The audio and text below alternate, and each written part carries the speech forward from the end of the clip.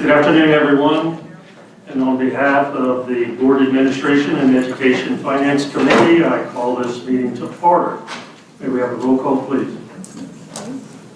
Mr. Pell? Mr. Pell is not present? Yes. Dr. Armstrong? Dr. Armstrong? Okay. Mr. Birkin? Here. Mr. Birkin is present. Mr. Castile? Here. Mr. Castile is present. Ms. Champagne? Here. Ms. Champagne is present. Dr. Clark? Present. Dr. Clark is present. Mr. Harris? Here. Mr. Harris is present. Mr. Hollis? Here. Mr. Hollis is present. Ms. Holloway? Ms. Holloway should be here. Ms. Mellering? Ms. Mellering is present. Mr. Morris? Here. Mr. Morris is present. You have a quorum. Thank you, ma'am. So moving on to our first item, please. Your consent agenda is ready for approval. Thank you, sir. May I get a motion? So moved. Motion by Mr. Castillo, second. Second by Ms. Champagne. Any objection?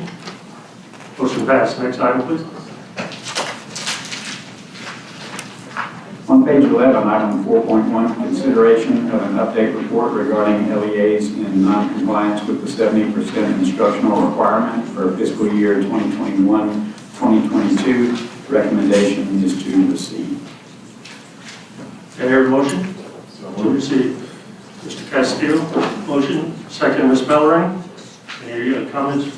Yes, Mr. Chair, just one comment. Annually, we produce this particular document that shows school systems across the state not in compliance with what we call the 70% rule, which requires 70% of expenses to be instructional in nature.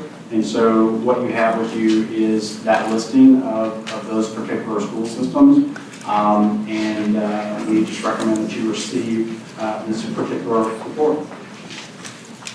Any comments from the board? Hearing none, any objections?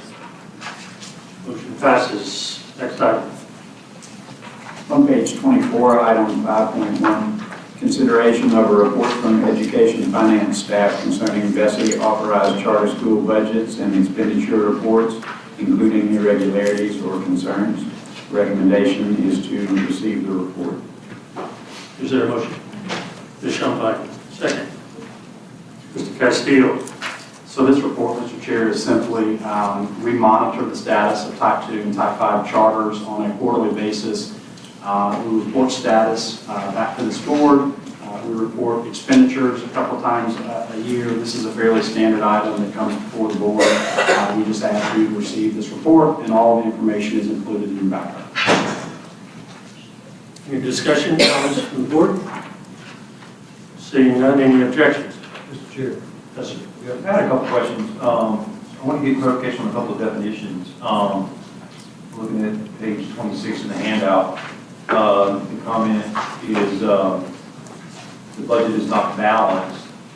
And there's a couple of others like that. Then there's one where there's a low fund balance. I wanted to understand what does that mean? What is a low fund balance? And the budget is not balanced. Can we understand what does that mean? Yes, What are the so- expectations for resolution? Yes, sir. So Deputy Superintendent Bessie is unable to be with us today. Anya Randall and her team is here and can provide some information to you. So Anya, if you don't mind.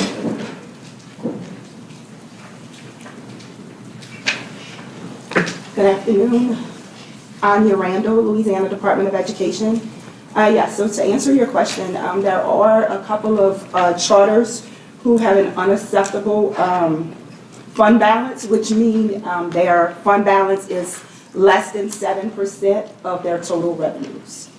And the not having a balanced budget at this time means that their expenditures exceed, for this quarter, their expenditures exceed the amount of revenues they're expecting to receive in this quarter.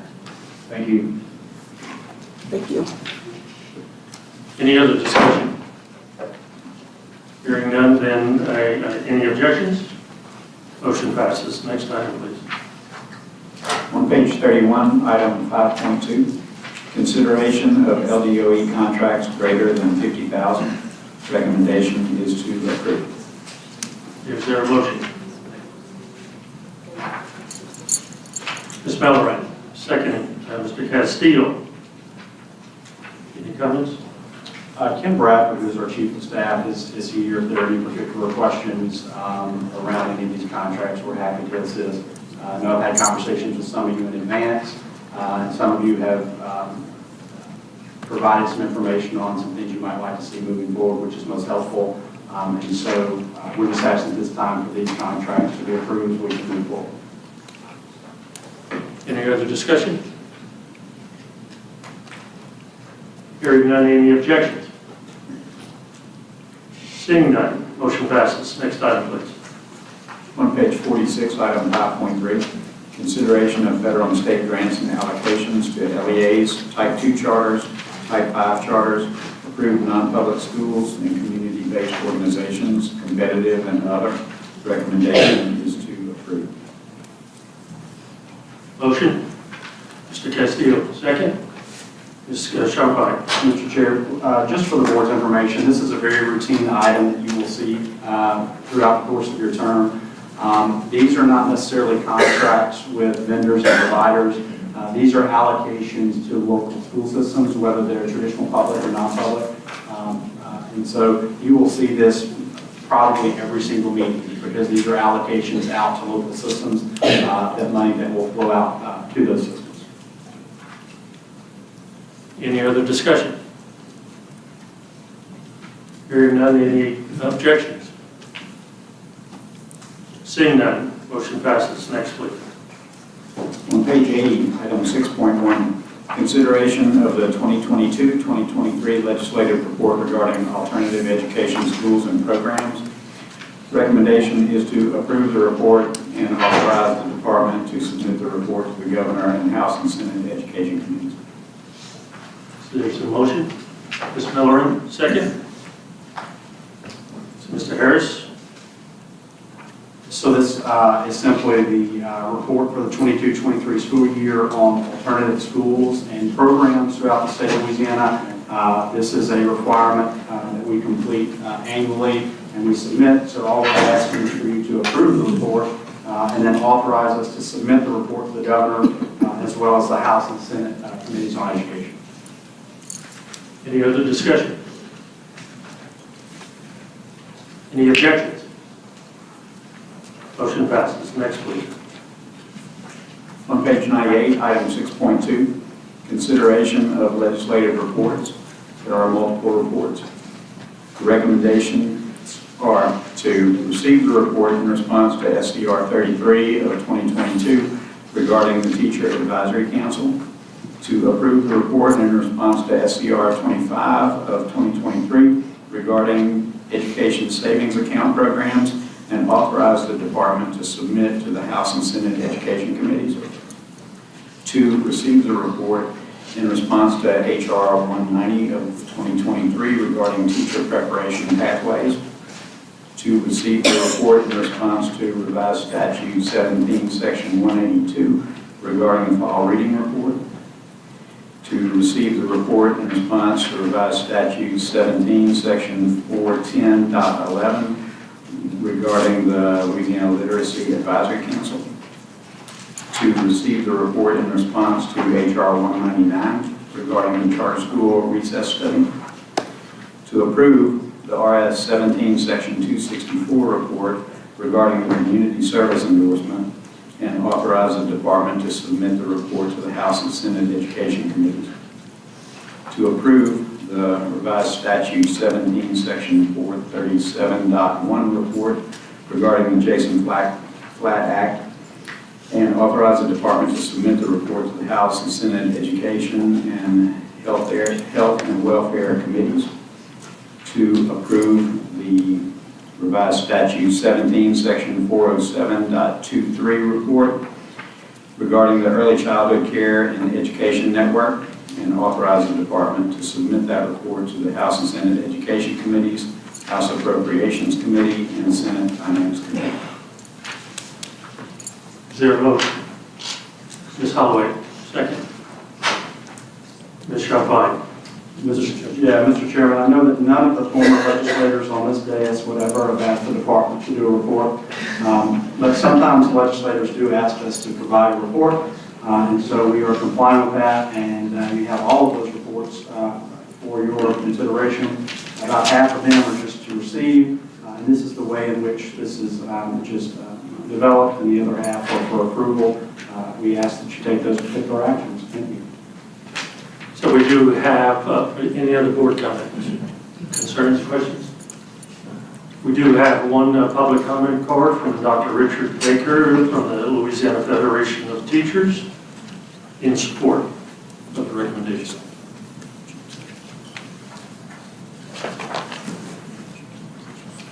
Good afternoon. Light is on. Is it green? Yes. Lit up? Good afternoon.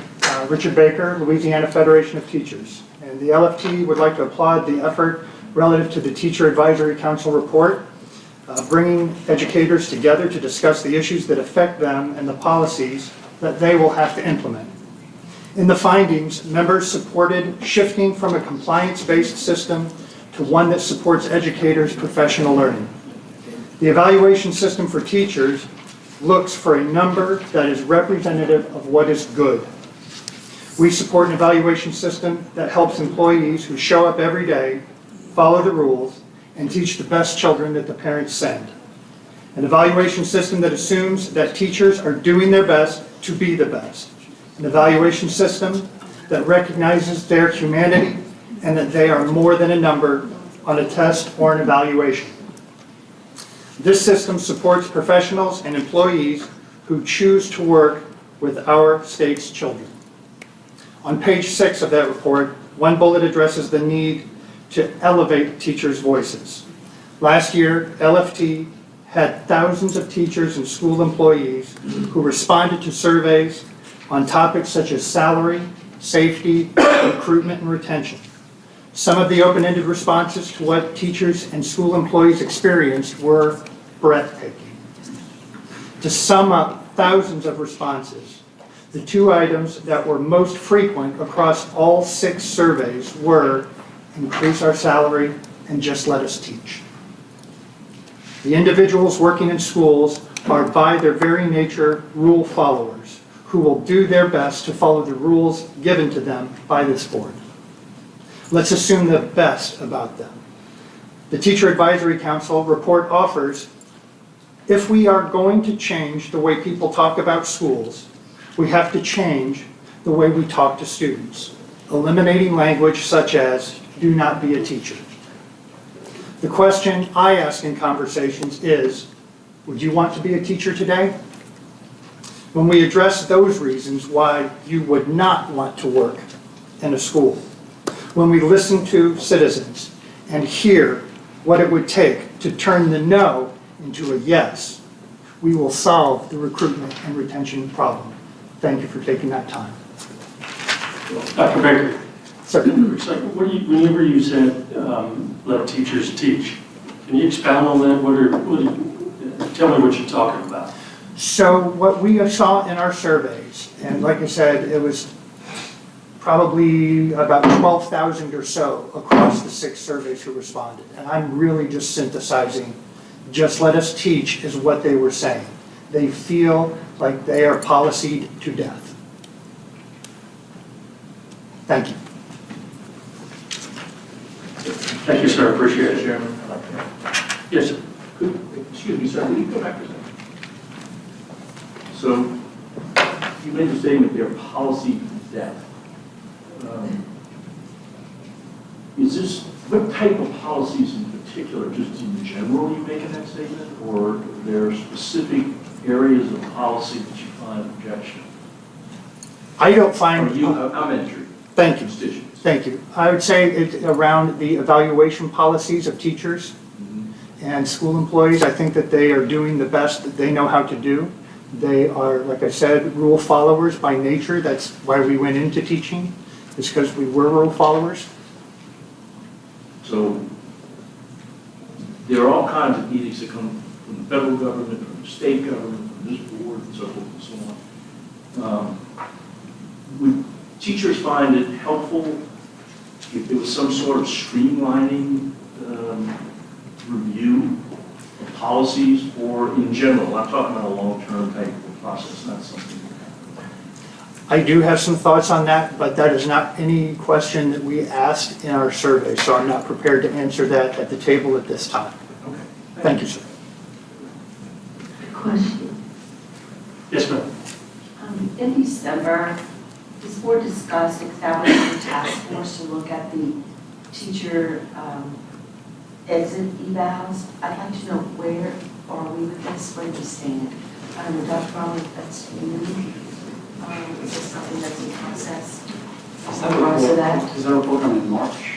Or is that- December, didn't happen this. Oh, I think this one. Is there a particular ask, Ms. Holloway? I just want to know the status, and so that the board knows that in December, the previous board asked for a task force to look at the exit, I'm sorry. The questions, there was like, if I can recall right, because when we were discussing it, made me think back about. Digitizing the teacher exit interview system and adding more questions to the process.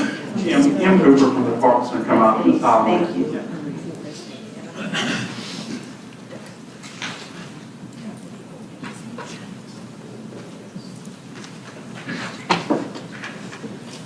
Good afternoon, I'm Cooper. We produce an annual teacher exit survey report to the legislature every year. It was received at the December Bessie meeting, and that is a report that shares a collection of the data from every school system for the reason that a teacher left their current position. So an example of that could be they went to go teach at another school, they became a principal, or they retired. And so that information was shared at December Bessie. In that conversation, one of the recommendations was for a work group to be formed to review those options that an employee can select when they leave, so that there could be more options to give a better and more accurate picture of why people left. And so the legislation requires a work group to convene in order to change those options. So we are looking into creating a work group and also working with the Teacher Recruitment, Recovery, and Retention Task Force to get feedback from them as well.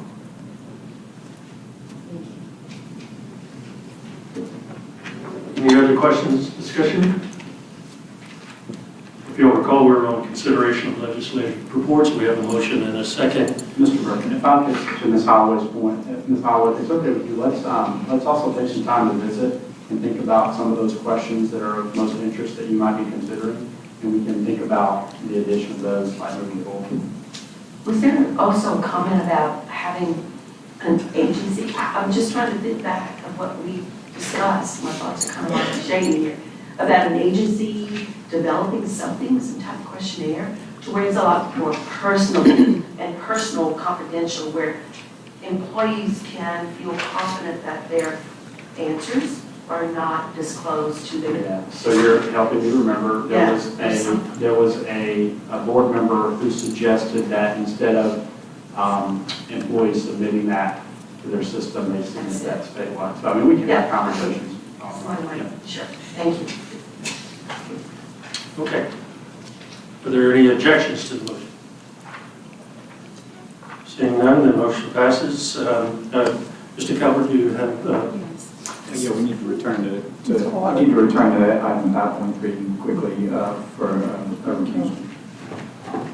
Good afternoon, Chairman. I would like to recuse myself from item 5.3 of the automated external defibrillators and the special ed cameras maintenance.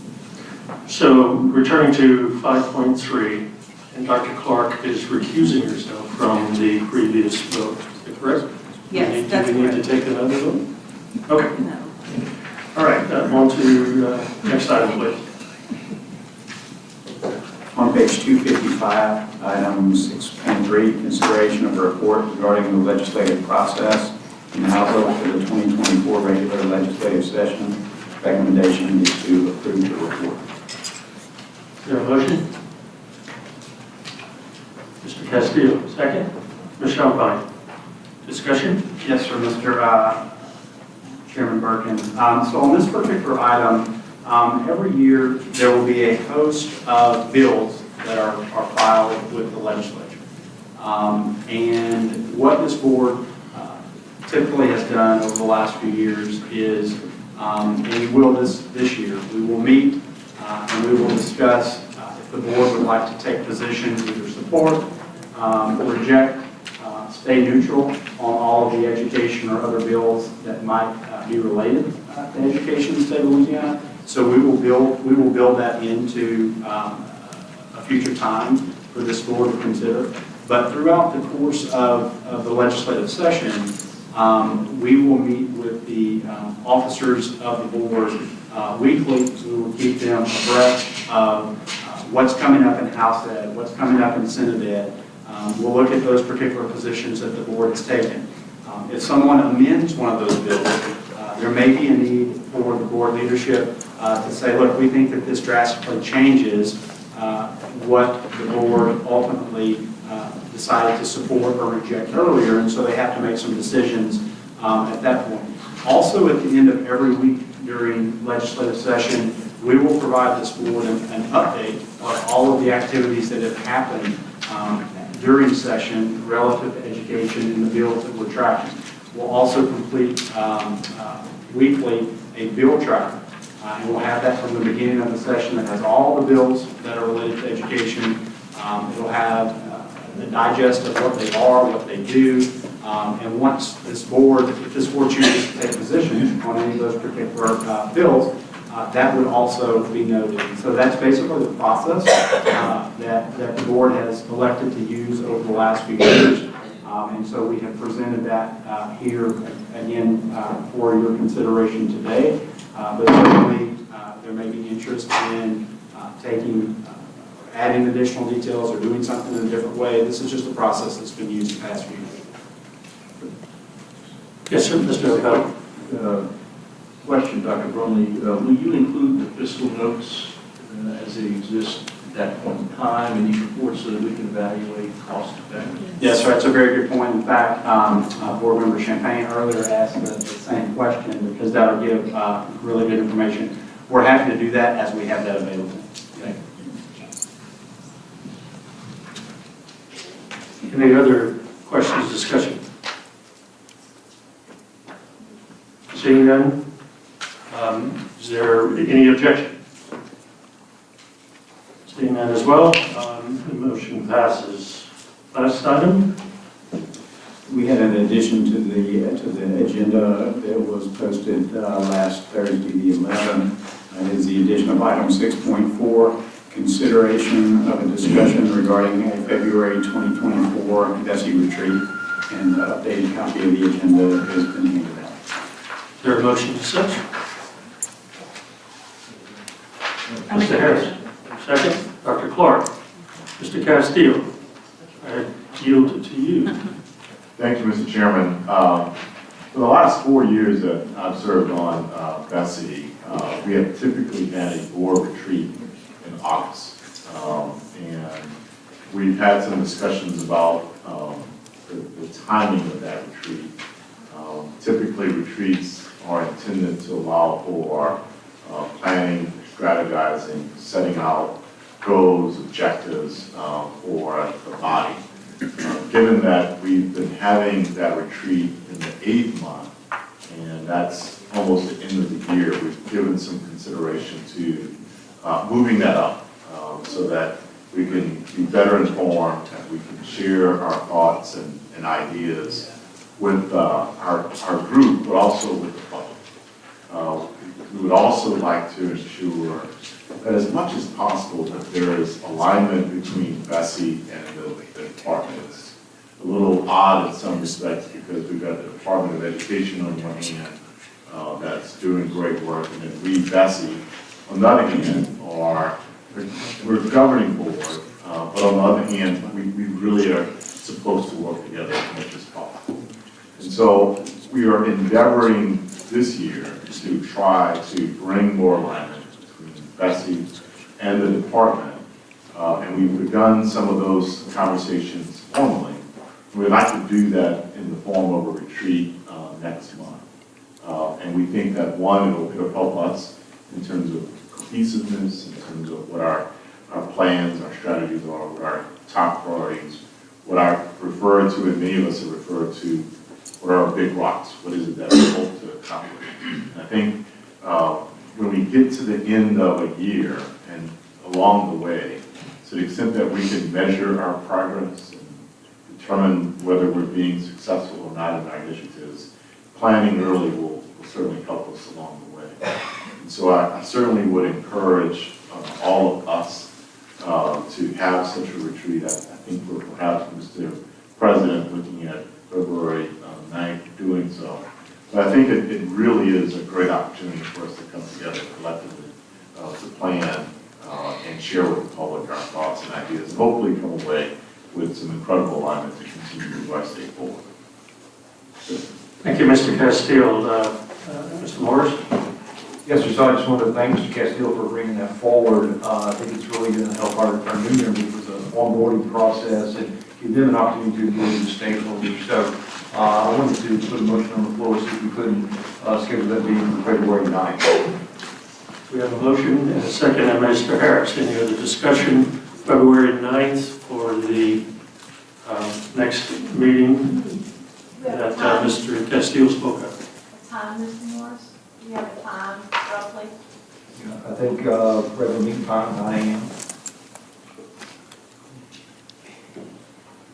Any other discussion by the board? Mr. I just Castillo? would like to add one other thing to that, and that is that what we hope to accomplish is not only discussion among ourselves, but we have a number of stakeholders that want to come to our meetings and watch us online. I'm always amazed at the number of people who I don't see in the room who comment.